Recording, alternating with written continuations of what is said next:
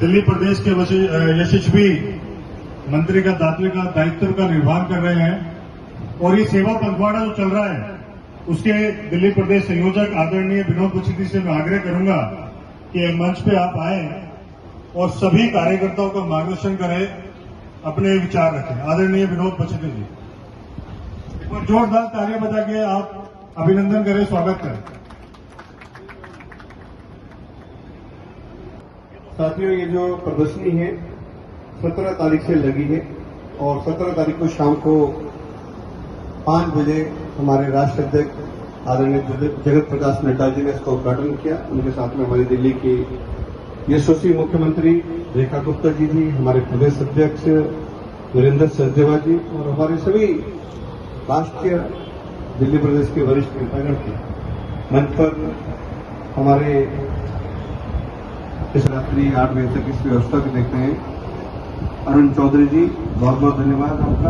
आपके साथ में किसान मोर्चे के जितने भी हमारे प्रदेश के पदाधिकारी हैं, मोर्चों के पदाधिकारी, सबका हार्दिक अभिनंदन।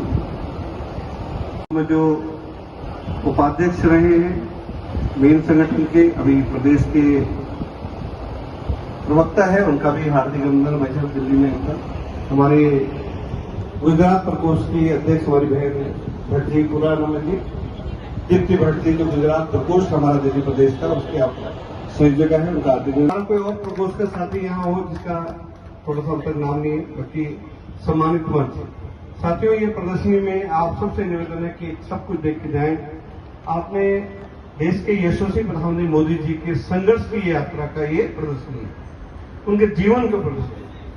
और जिस तरह से सुबह 9 बजे से रात्रि 9 बजे तक एक यहाँ पर पूरे दिल्ली एनसीआर के कार्यकर्ता आते हैं। थोड़ा सा भी दिन में धूप होने का कम है, लेकिन शाम को अगर आप 5 बजे से रात को 9 बजे देखेंगे तो बिल्कुल यहाँ एक बड़ा भीड़ लोगों को देखना चाहते हैं। कितनी मतलब मोदी जी को, उनके कार्यों को एक एक करके हम सब लोग जानते हैं, लेकिन प्रदर्शनी मांगने से इमरजेंसी के टाइम में मोदी जी का किस वेशभूषा में उन्होंने देश की सेवा करते हैं वो भी यहाँ पे है। साथियों, मोदी जी का एक जगह जगह ब्लड डोनेशन कैंप लग रहे हैं, स्वास्थ्य अभियान चल रहा है और हमारी दिल्ली सरकार रेखा गुप्ता जी के माध्यम से 17 तारीख को 75 बड़ी योजनाओं का शुभारंभ हुआ उससे, क्योंकि मोदी जी को 10 साल पूरे हो गए, उसमें ऑलरेडी उनका मतलब ये कार्यक्रम शुरू हुए। आज हमारा किसान मोर्चा, हमारा उत्तराखंड मोर्चा, उत्तराखंड प्रकोष्ठ और गुजरात अपना श्री गुजरात प्रकोष्ठ और सवेरे 2 हमारे प्रकोष्ठ यहाँ से जा चुके हैं, एक ओबीसी मोर्चा।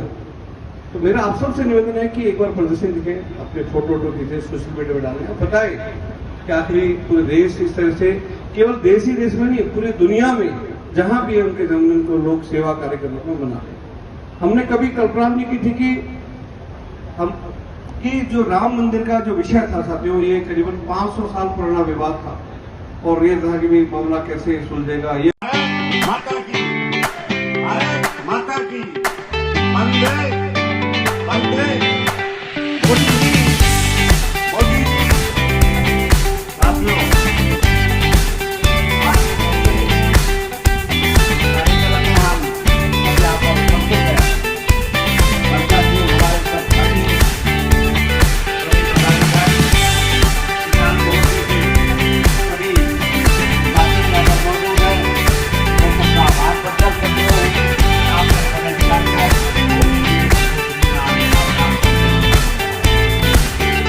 साथियों,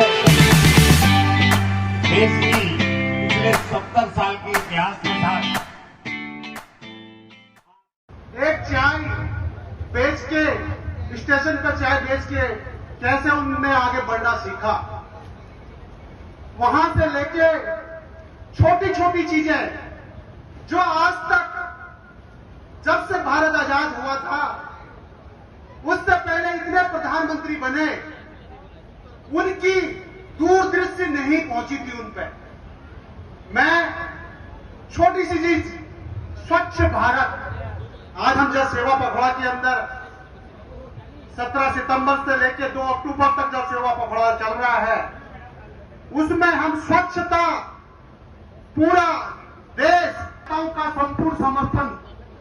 अनुच्छेद 370 आपने किसी कभी सोचा था 370 भी हटेगा, लेकिन आदरणीय मोदी देखा जब 370 हटा तो एक मच्छर भी नहीं मरा। ये मोदी जी की एक सोच थी। मोदी जी की अभी अब डेटा का लेटेस्ट एक टैरिफ लगा रहा था 25% से लेकर 50% बनाया। तो मोदी जी की एक सोच ने पूरे देश में एक ज्वाला उत्पन्न करी कि हमें आत्मनिर्भर होना पड़ेगा, हमें किसी पर डिपेंड नहीं होना पड़ेगा, हमें जो भी बनानी है स्वदेश का कंजम करते हैं। भारत देश का सबसे बड़ा कंजम्पशन वाला देश है, सबसे ज्यादा चीजें वही कंजम्स करता है। तो आत्मनिर्भर भारत चीजें बहुत छोटी छोटी हैं, लेकिन उस पर आदरणीय मोदी जी की सोच आपने देखा होगा। ये हिंदू का देश है, ये हिंदू का देश है। हिंदू के देश में भी राम मंदिर नहीं बनेगा तो कहां बनेगा? लेकिन भारतीय जनता पार्टी, हमारा नेता नरेंद्र मोदी के नेतृत्व में राम मंदिर भी बना। ये चीजें हमें दिखाती है कि हमें स्वाभिमानी होना है। आप लोगों के बीच इन्होंने फोन किया, मैं भी कर्नाटक प्रदेश से घूम रहा हूँ, कोई विशेष परियोजना से नहीं है। मैं तो घूम रहा था, इन्होंने फोन किया तो इन्होंने कहा मोदी जी द्वारा का कार्य चल रहा है, आप लोगों के बीच में आए, आप लोगों का दर्शन करने का मौका मिला और विशेष तौर से धन्यवाद देना चाहूंगा। उन्होंने आप सब लोगों से मुखाबित होने का मौका मिला, उसके लिए